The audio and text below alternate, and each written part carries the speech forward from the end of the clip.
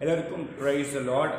இயேசு கிறிஸ்துவின் நாமத்தில் இந்த காலை தியானத்திற்கு உங்களை நான் வரவேற்கிறேன். இன்றுக்கான தியானம் யோவான் எழுதின சுவிசேஷம் 15ஆம் அதிகாரம் 15வது வசனம். இனி நான் உங்களை ஊழியக்காரர் என்று சொல்கிறதில்லை, ஊழியக்காரன் தன் எஜமான் செய்கிறதை அறிய மாட்டான். நான் உங்களை சிநேகிதர் என்று, ஏனெனில் என் பிதாவினிடத்திலே நான் கேள்விப்பட்ட எல்லாவற்றையும் உங்களுக்கு அறிவித்தேன். என் அன்பு தேவ பிள்ளைகளே, இன்று இயேசு கிறிஸ்து நம்மை பார்த்து சிநேகிதன் என்று சொல்கிறார். கொஞ்சம் யோசிச்சு பாருங்க, நீங்க நம்ம வாழ்க்கையில எத்தனையோ சிநேகிதர்கள், நட்பு, ஃப்ரெண்ட்ஷிப் இருந்தாலும் ஒரு நாள் அவர்களிடத்திலே நமக்கு ஒரு வேறுபாடும் ஒரு வருத்தமும் ஒரு காரியங்களும் பிரிந்து கொண்டு போகும். ஆனால் இன்று காலை நேரத்தில் கர்த்தர் உங்களுக்கு ஒரு உறுதியான ஒரு வார்த்தை சொல்கிறார். உங்களை வேலைக்காரன் என்று அல்ல, உங்களை சிநேகிதனாக உங்களை அழைக்கிறார்.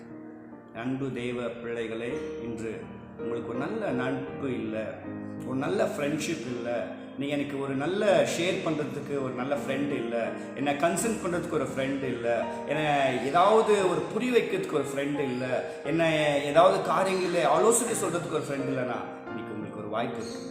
உங்களை இன்னைக்கு ஆண்டவர் ஃப்ரெண்டாக அழைக்கிறார்.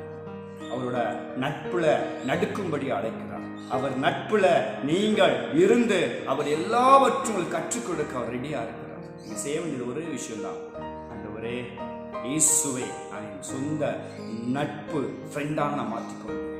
இன்னைக்கு உலகத்தில் உங்களுக்கு 1000 ஃப்ரெண்டு இருக்கிறாங்க.